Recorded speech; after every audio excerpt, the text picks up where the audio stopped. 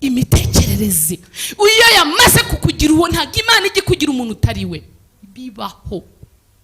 Amaso yawe arabona ko naho utuye nahasima kuri Imana, ndagushima ko wantuja uzahasazira mpaka. Ibishya bize mu buzima bwacu biciye hehe? Imitekerereze ituma uhindura isengesho, amaso areba kure atuma witegereza. Nkunda kubivuga, hari akazi ugendana ukakabamo, icyo ni igiti gitera imbuto, ugasanga n'ubundi ubaho ubuzima bw'amadeni. Niba akazi kugeza no ku kazi ntikavemo na tike, abana bakirwa kubaza mama gukora ntacyo duha, ako kazi uragakoramo iki? Humuka amaso witegereze. Satani hari igihe afata imitekerereze yawe akayigumiza ahantu hamwe, akakubwira ngo naho ngaho ugomba kuba, nuhava nako akagutera ubwoba. Biragenda gute? Ubundi se bimeze bite? Mbere yuko kuganiriza ngo biragenda gute, ubundi bimeze bite? Haleluya. Kuki icyo giti ukitegereza, uhora ukireba, ariko kiza nibiba gusa, kandi biba biri kuvura inzara. Urasonza gihari, urashonje gihari, urakennye gihari, ahubwo ugasanga uba mu buzima bw'amadeni. Mpitike uzi gusaba ati kugiye ku kazi, ndashonje ngaburira, kandi ukora. Twebwe tuzi gukora, ariko uri mu bantu ba mbere bagira crise mu buzima. Nukubera iki? Igiti kiri imbere yawe ntago cyera imbuto. Uraza guhaguruka wowe ufata umwanzuro, nkuko Kristo yafashe umwanzuro agakuriye umutini imbere y'abantu. Muntega amatwi cyane. Haleluya. Hari ikintu kiba kiri mu buzima bwawe uhora utezeho amaso buri munsi, uhora ureba, kigatuma udasingira ibiremwe nonaha. Nturemerwe kuko uri mu bantu bafite ibiti bizana imbuto, kandi cya giti n'ubundi ugitunze nta mbuto. Imana iragutegereje ngo uhumuke amaso urebe icyo gukora kuri icyo giti kiri imbere yawe.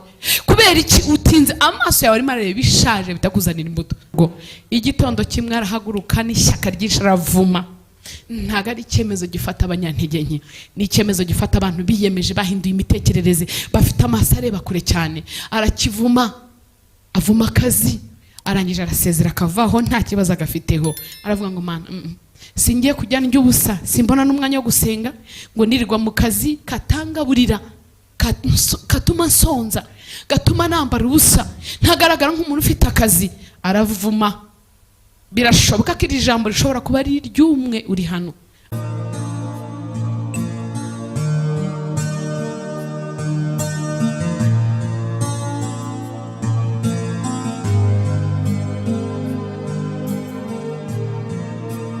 Yesu avuma igiti cyitwa umutini. Haleluya.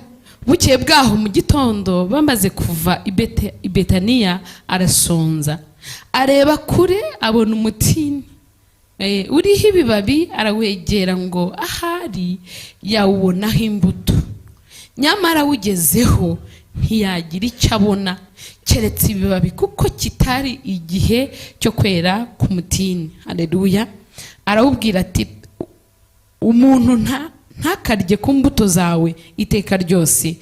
Abigishwa be barabyumva. Haleluya. Matayo 21:12, iri jambo naho ririmo. Matayo 21:12. Bukeye bwaho mu gitondo kare asubira mu murwa, arasonza, abona umutini iruhande rw'inzira, arawegera, asanga utariho imbuto keretse ibibabi gusa. Arawubwira ati ntukere imbuto iteka ryose. Muri ako kanya uruma. Cyane cyane ashakaga hano, muri ako kanya uwo mutini wahise wuma. Haleluya. Imitekerereze mishya. Iyo wahumutse amaso witegereza igiti kiri mu buzima bwawe kitaguha imbuto, usonzana. Iyo imitekerereze yawe yahumutse urareba ukavuga atari ahantu ndi iki giti cyumye, iki giti ko kidafite imbuto, ibibabi hari umuntu biteka.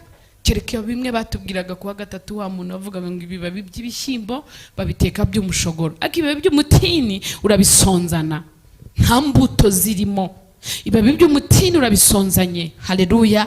Arasonza, ariko icyo giti cyakabaye cyaramuhaye icyo kurya. Urashonje. Reka tuvuge kuri twebwe. Yesu yitegereza igiti cy'umutini, arakireba, kandi ashonje agenda agisatira agira ngo kiri bumuhe imbuto z'ibyo kurya.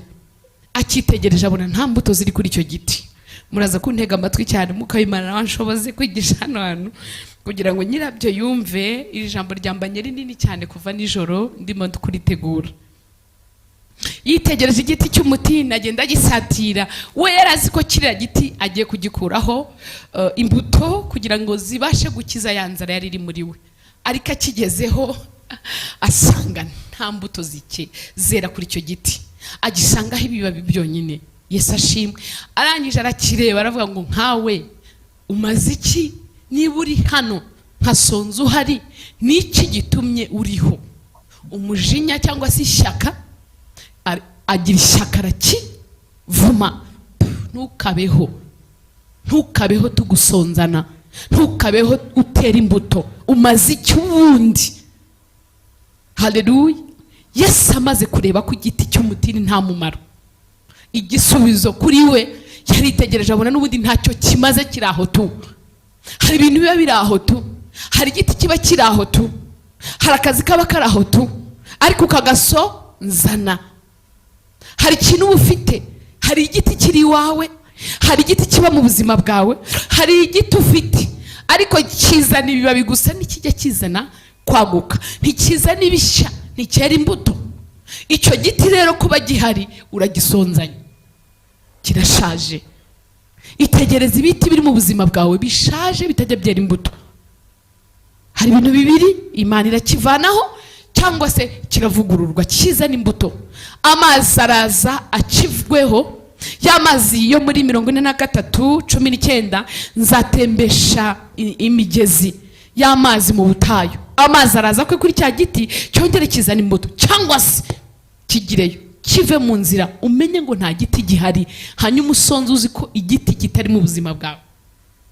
Igiti kirahari ariko urashonje, ntikicera imbuto kubera iki? Cyarashaje, kiri aho tu, kirashaje. Ngiye ndimo ndivugira ku bishaje kugira ngo tubashe gufata ibishya. Igiti kiriho, umutini urahari, nta kindi ubereyeho ni ukwera imbuto abantu bakawurya. Ako kazi nta kindi kabereyeho ni uguhembwa mukabaho. Uwo mushahara nta kindi ubereyeho, urahembwa mukabaho.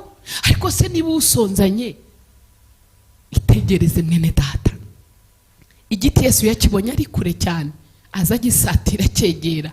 Ndagusaba muri iyi minsi ngo humuka mu mitekerereze, humuka mu maso, itegereze, egera neza, irebere neza. Amaso yawe nahumuke neza, urebe neza icyo giti pe, ukitegereze neza. Kirimo kiraguha imbuto cyangwa urimo urakirarana ubusa? Kirimo kirakugaburira cyangwa kirimo kiraguteza inzara? Kirashaje. Turaza kuvuma ibishaje bive mu buzima bwacu, hanyuma tubwire Imana nonaha biremwe, nonaha ntabwo byigeze kumenywa, ireme ibishyashya mu buzima bwacu. Habeho kurema, bibeho. Ariko ibyo biti biri aho tudusonzanye, vuga ngo hoya. Igiti urifite iwawe, igiti kitagutunze, igiti kitera imbuto, igiti gifite ibibabi gusa, igifite kiraho tu, ntacyo kizanye mu buzima bwawe, nta kintu kiri kumara, kiraho ngaho tu. Yesu arakegera, kigezeho arakireba, ariko nkawe umaze iki? Aya ni amaso areba kure. Iyi ni imitekerereze itekereza neza, aho kugira ngo ubeho ngo usonzane. Wavaho nkamenya kudahari, wakwigirayo nkasonza udahari, nkamenya kuvuga ngo nta giti kiri mu buzima bwanjye.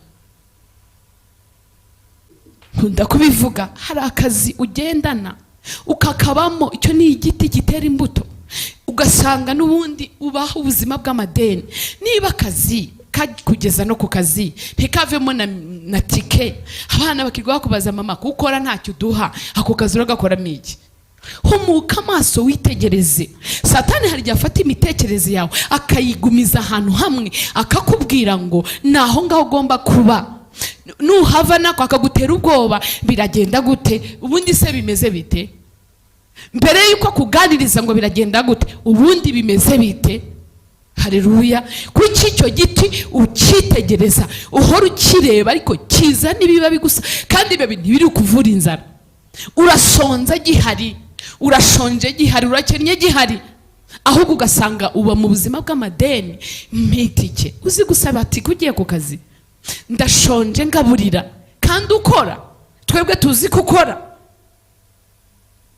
ariko uri mu bantu ba mbere bagira crise mu buzima. Nukubera iki? Igiti kiri imbere yawe ntago cyera imbuto. Uraza guhaguruka wowe ufata umwanzuro nkuko Kristo yafashe umwanzuro agakurira umutini imbere y'abantu. Ntukere imbuto wowe usonzesha abantu kandi uhari. Uraza gufata umwanzuro ukuri igiti mu nzira Imana irema ibishya kitera imbuto, kitujijisha tukagira ngo wageze iyo ujya, tukagira ngo urakora, ariko wowe urataha buri munsi ukivovota ukarira. Bishobora kuba utari hano ariko umuntu ari online basantega amatwi. Yesu arakireba, yakibonye ariko uragenda gisatira cyegera, yarazi ko kigiye kumuha ibiryo. Bene data, uri muri tegereza, uri murareba, ese icyo giti uri murasatira kirimo ibiryo? Igiti giteye mu buzima bwawe harimo ibiryo urarya? Urashonje kubera icyo giti? Usonzanya ko kazi karashaje, tugiye gusohoka mu bishaje, tugiye kuvuma ibishaje byigireyo tubikure mu buzima bwacu. Muntega amatwi cyane, haleluya. Hari ikintu kiba kiri mu buzima bwawe uhora utezeho amaso buri munsi, uhora ureba, kigatuma udasingira ibiremwe nonaha. Nturemerwe kuko uri mu bantu bafite ibiti bizana imbuto, kandi cya giti n'ubundi ugitunze nta mbuto. Imana iragutegereje ngo uhumuke amaso urebe icyo gukora kuri icyo giti kiri imbere yawe. Kubera iki utinze amaso yawe arimo areba ibishaje bitakuzanira imbuto, arimo areba ibishaje bitakuzanira ibiryo? Ariko iki ni uku n'ukwezi ko guhumuka amaso n'imitekerereze ukitegereza. Rero abantu benshi tugira ubwoba, tukaba mu buzima bw'ubwoba, ntubashe guhindura imitekerereze.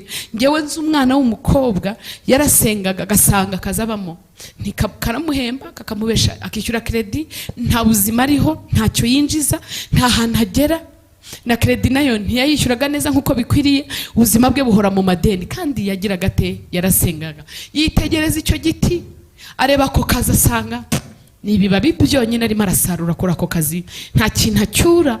Arataha umuryango ukamubwira ati rero ufite akazi, jya ugira ikintu ukora muri uru rugo.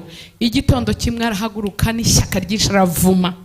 Ntago ari icyemezo gifata abanyantegenke, ni icyemezo gifata abantu biyemeje, bahinduye imitekerereze, bafite amaso areba kure cyane. Arakivuma, avuma akazi, arangije arasezera akavaho, nta kibazo agafiteho. Aravuga ngo Mana, singiye kujya ndya ubusa, simbona n'umwanya wo gusenga, ngo nirirwa mu kazi katangaburira, katuma nsonza, gatuma nambara ubusa, ntagaragara nk'umuntu ufite akazi. Aravuma. Birashoboka ko iri jambo rishobora kuba ari iry'umwe uri hano, ariko riraza kuba ari kukugirira umumaro. Amaze kuvuma avayo, aragenda afata umwanya wo gusenga.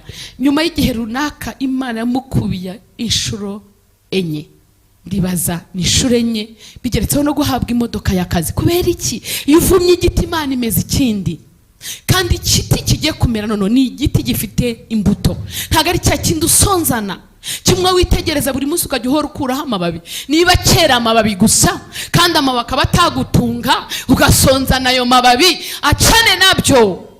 Siko bavuga se mu Kiswahili? Yes, duheze icyubahiro. Rekura ayo mababi, ufa ku giti cyera amababi gusa, warabisuzumye, warabisengeye. Igisigaye ni uguhumuka mu mitekerereze, ukareba amaso yawe ukarebesha kure. Rekera guhora uteze ahantu hamwe, aho nahagukerereje. Igiti kidasarurwa kirakora iki mu buzima bwawe? Kata. Yesu yarakivumye, ariko abandi baragitema kavana aho ngaho.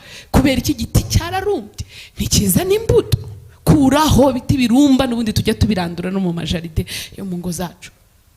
Igiti kirumba cyose kizana imbuto, buri gihe zigapfa ukabona ntizimeze neza. Iyo giteye umuti n'ibikunda ukuraho. Wateye umuti byaranze, urakora iki muri ako kazi? Icyo giti kirakora iki mu rugo rwawe? Haleluya. Yesaya 6 murongo wa mbere haratubwira ngo umunsi Uziya yapfuye, Yesaya yabonye Imana.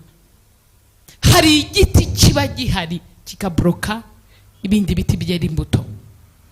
Haleluya. Uwo mwana w'umukobwa ndabizi neza cyane, twasenganye igihe kinini cyane. N'igihe yabonye akazi yarambwira ati ngwino urebe, kandi yabonye akazi mu buryo bw'ibitangaza. Yadepoje buri minota 2 online, nabwo arimo asenga, akata avuga ngo no, zima bwo guterateranya si cyo wandemeye. Muri wowe harimo ibishya byaremwa nanjye nkabibona. Arasenga yegera Imana igiye kumuha akazi mu kubira inshuro, bamuha n'imodoka, ahabwa n'umwanya wo hejuru, aba umuyobozi. Kubera iki? Igiti kiteraga yarakivumye. Igiti gishaje kituma atarya, kituma atagaragara nk'ufite akazi. Ati ubu rwose ndakorera cyane, ndagura igitanda, ndakora ibyiza. Noneho ibyo bintu, ibyo bibabi uraza kubigira ute? Ibyo bibabi gutabigaburira abana? Ibyo bibabi ni ukuri nababwiye ngo ijambo ribi ry'umwe, ariko ni ijambo nahawe n'Uwiteka. Ntabwo ari ikintu umuntu wese yapfa kwigisha. Kuvuma igiti hari igihe kiba kigutwikiriye. Igiti hari igihe kigutwikira bakagira ngo dore wenda hari kijya cyera imbuto iyo tudahari, ariko urabizi neza ko nta mbuto zera. Hari igihe kiba kigutwikiriye ariko urabizi neza ko nta mbuto zera.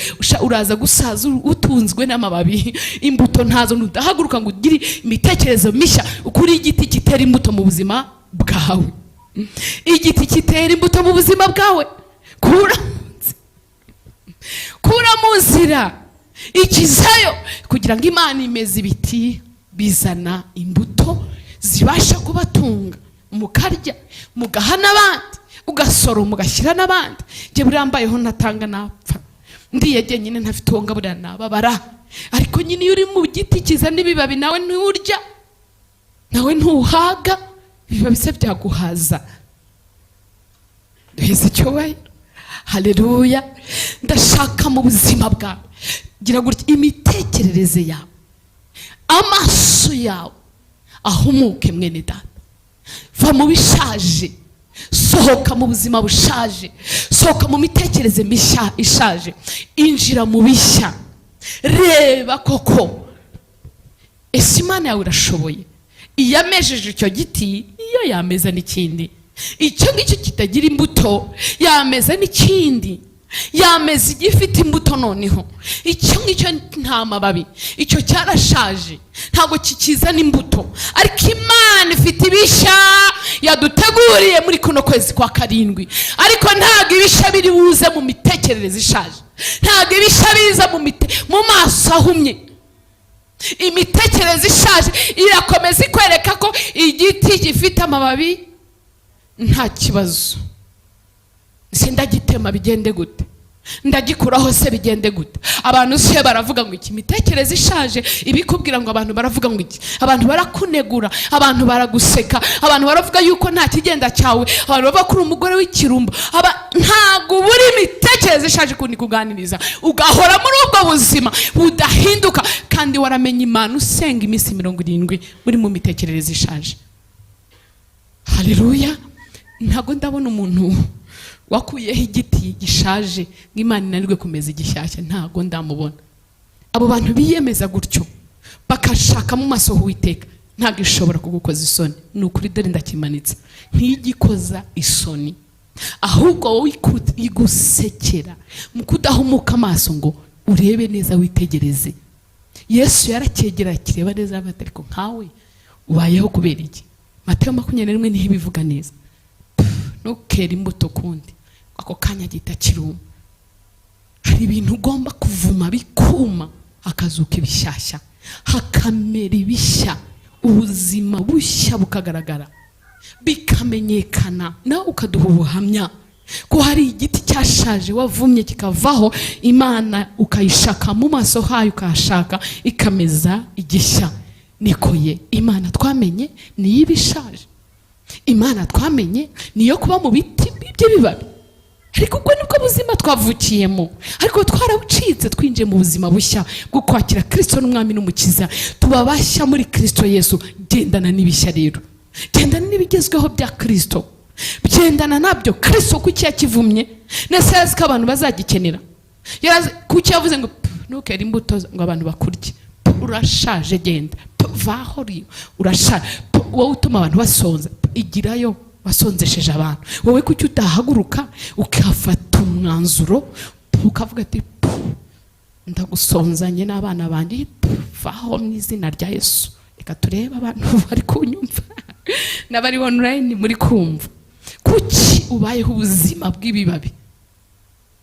ubuzima bw'ibibabi, n'ubuzima bw'inzara, n'ubuzima budahinduka, ubuzima bw'ibiti bwera ibibabi. Igiti ufite cyera ibibabi nta mbuto kandi muragisonzanya. Bene data, twakora iki? Tugiye guhamagara Imana ivusha imvura, igusha amasoko. Ndi muntu wakwiyemeza, sigaje iminota 5, irindi jambo nateguye Imana yanjye. Haleluya. Umuntu wumva kwiyemeza, ubaye mu giti, gihe uri jambo ndaryumva rifite nyiraryo kuva nijoro kuzuhu. Nje ndibwiriza ndi mu modoka, haleluya, rije rimbyigamo.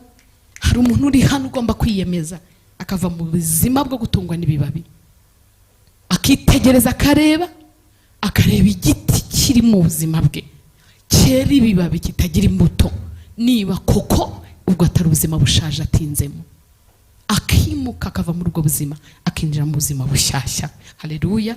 Bibiliya yatubwiye hano muri Yesaya 48, haleluya, umurongo wa 7,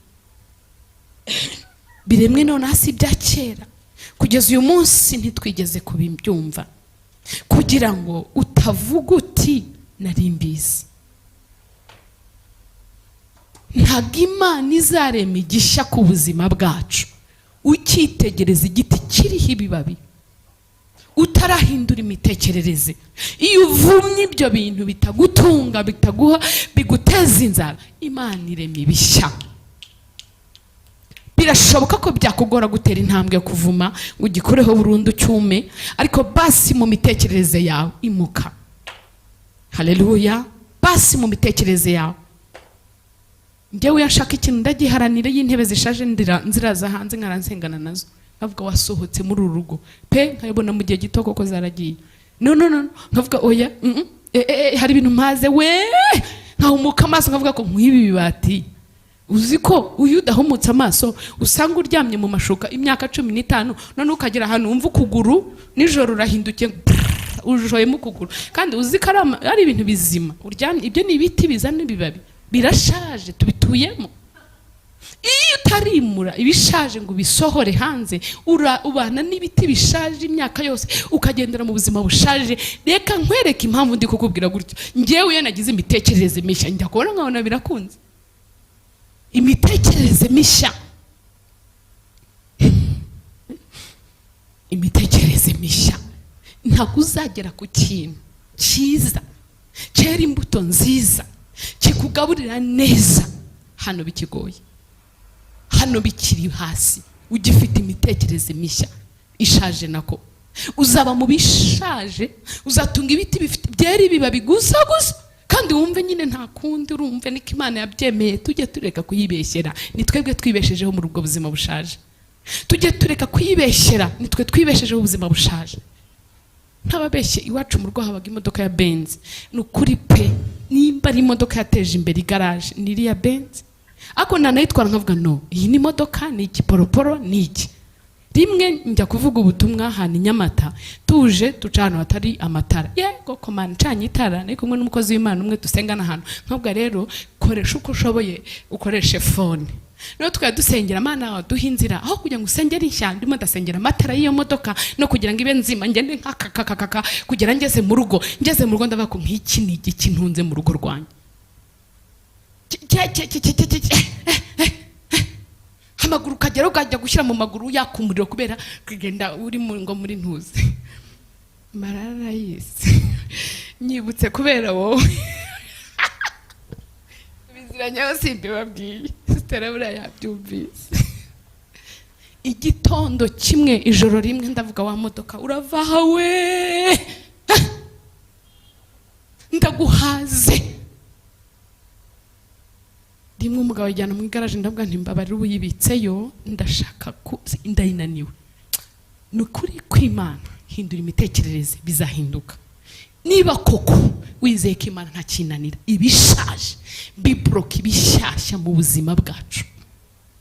Ni iyo bitinzemo wanyumvira, ndimo ndasengera amatara, ndimo ndasengera iyi modoka sha, kandi hari ibishya Imana yaduteganyirije biremwa n'Uwiteka ikabirema.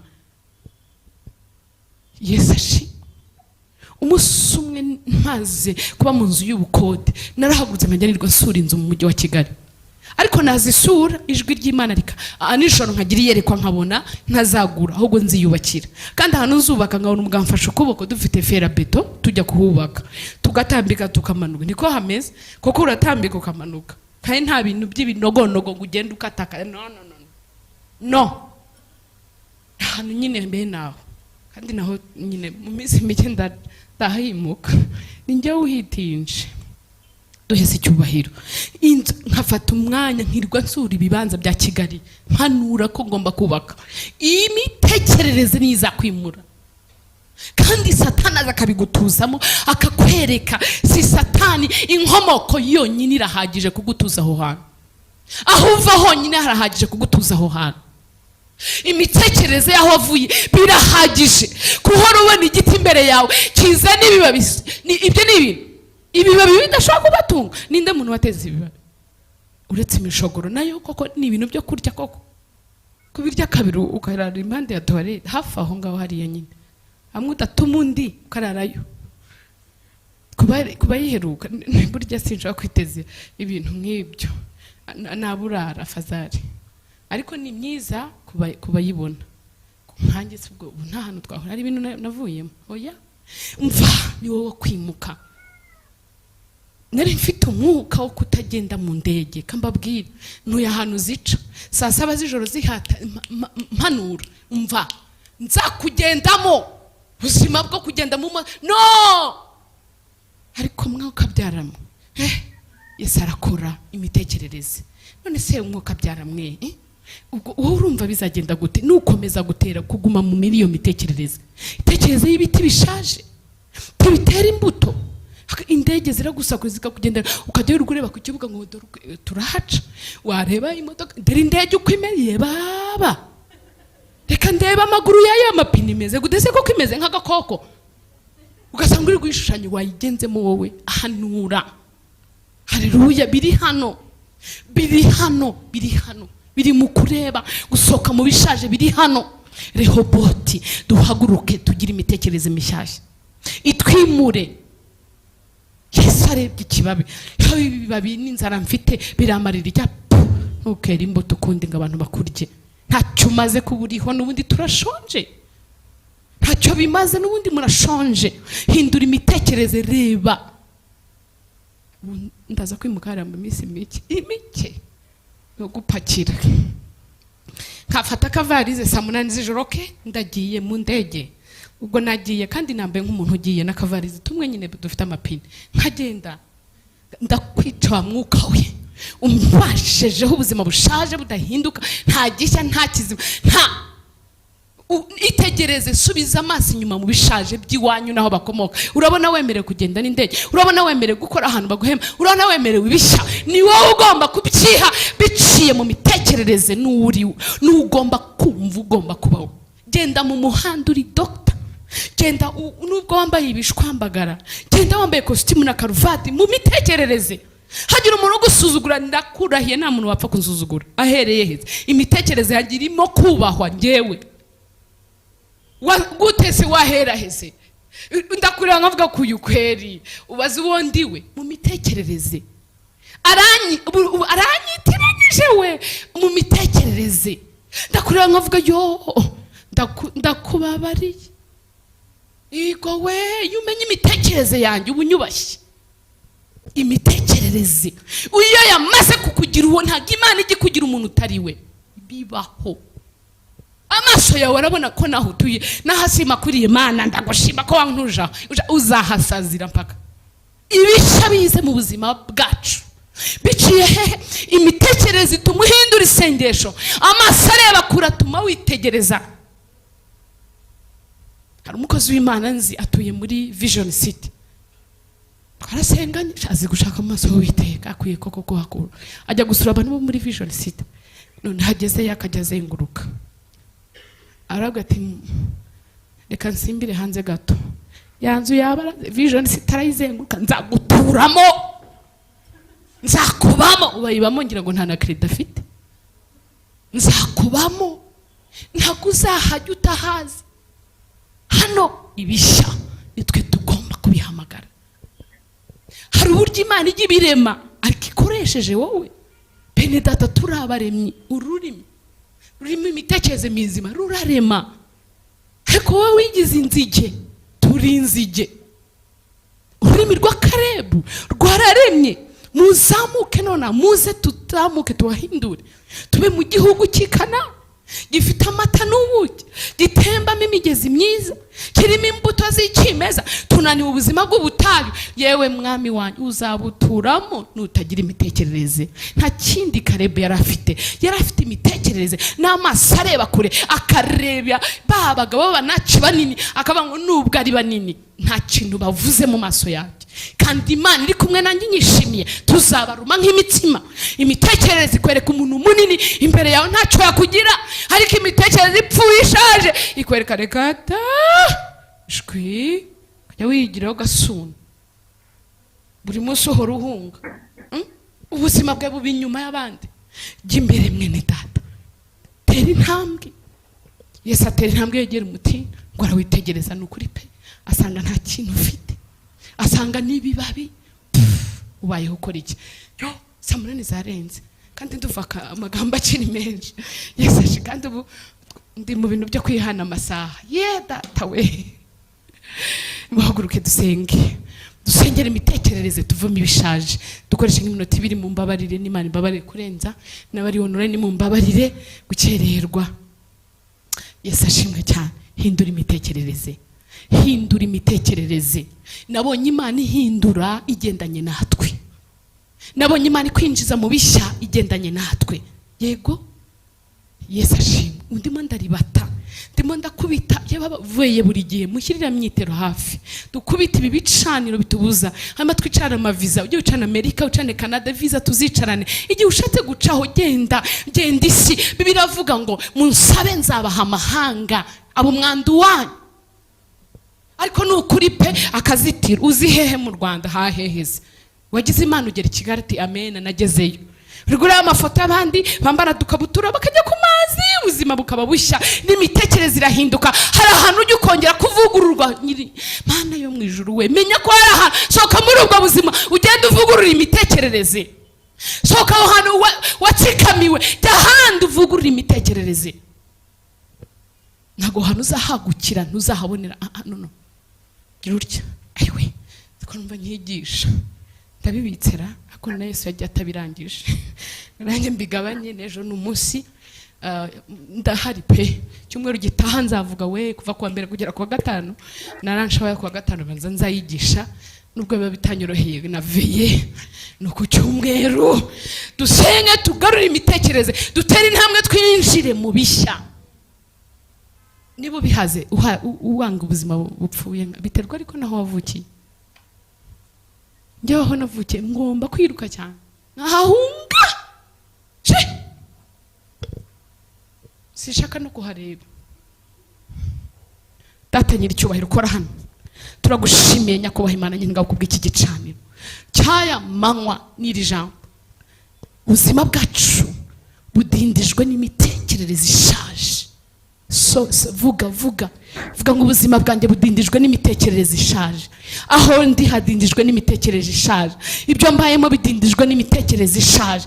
Imitekerereze ishaje ndayisohora muri jewe mu izina rya Kristo Yesu. Ndasohora ukoresha ukuboko kw'iburyo. Uri umuhanuzi mwene data, uri umuhanuzi w'ubuzima bwawe. Ndasohora imitekerereze ishaje mu buzima bwanjye, ndasohora imitekerereze ishaje mu izina rya Yesu Kristo Nazareti.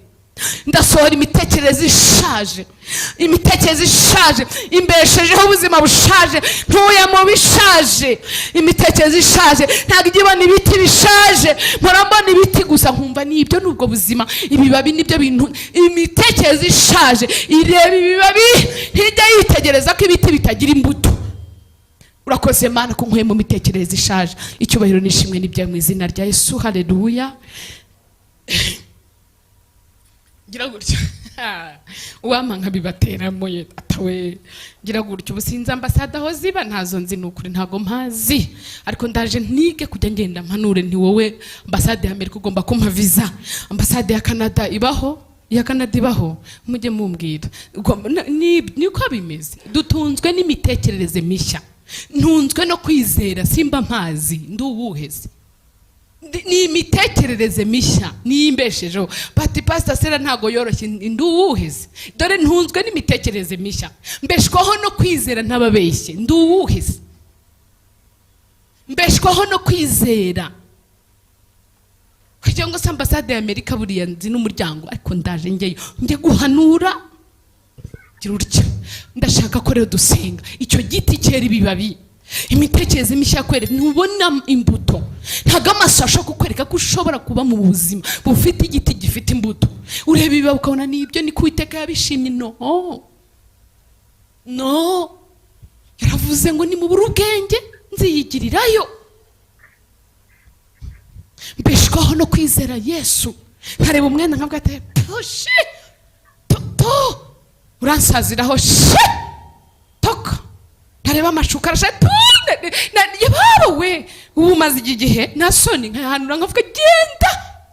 Yababa we nigeze kwisanga nywera mu matasa ashaje ajinjutse, ndavuga aya matasa akora iki hano mwuka byaramwe.